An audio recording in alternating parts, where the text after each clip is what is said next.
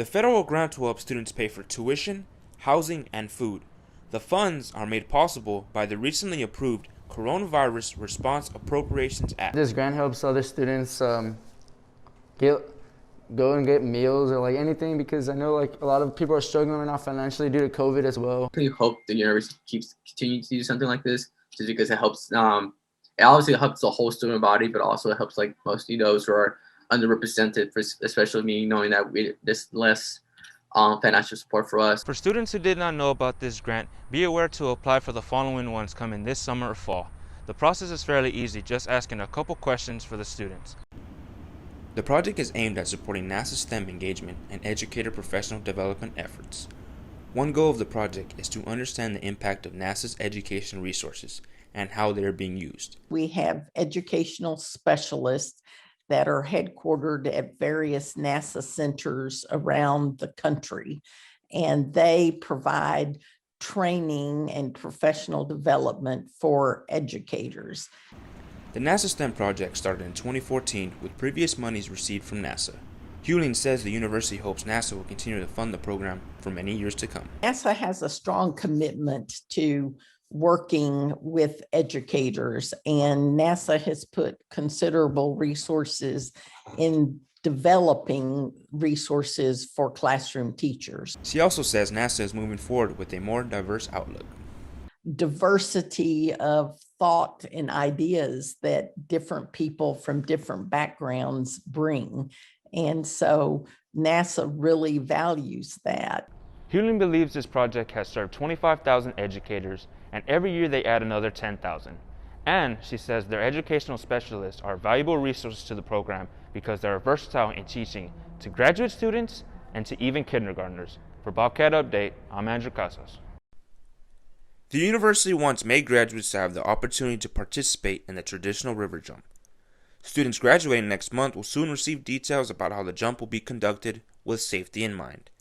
Yeah, I'm just ready for the tradition to be back again, and I think it'll be a really fun time being able to jump into the river after school's been closed for a year now. So it'll be a good time.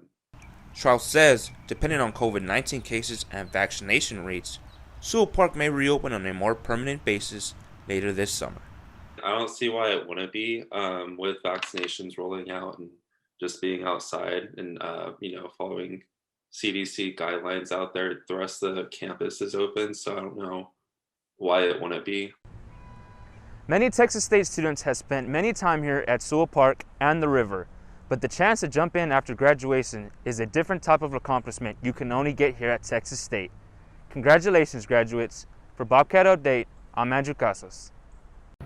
Recently, sports venues have been allowing more spectators inside arenas, but at a limited capacity and with strict guidelines. The pandemic will affect attendance for the foreseeable future. The stadium could only have a maximum capacity of 25%. And the idea behind that was to try to create space between groups of people. Patience is required of fans as they wait for the pandemic to be controlled. Following the CDC guidelines is necessary until vaccinations have been more widely administered. The worldwide epidemic, is it ever going to end? Who knows? But as long as we adapt to it and you try to do the best you can, that's kind of what you have to do, live day by day. You do the best you can with it.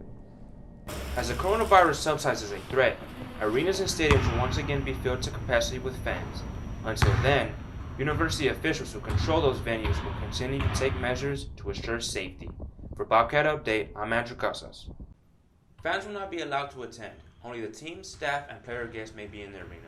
The women's tournament games will be aired on ESPN networks. The NCAA came out and made the announcement of no general public fans yet. So as we get closer to that date and people start wondering, hey, can I go to a game? They're then going to find out that, the best way to experience those games is obviously to watch them on TV. The NCAA tournament will bring exposure to Texas State for marketing opportunities and future events to be hosted by the university. National exposure for your building, that goes great for sponsors saying, hey, these are the types of events that you host here.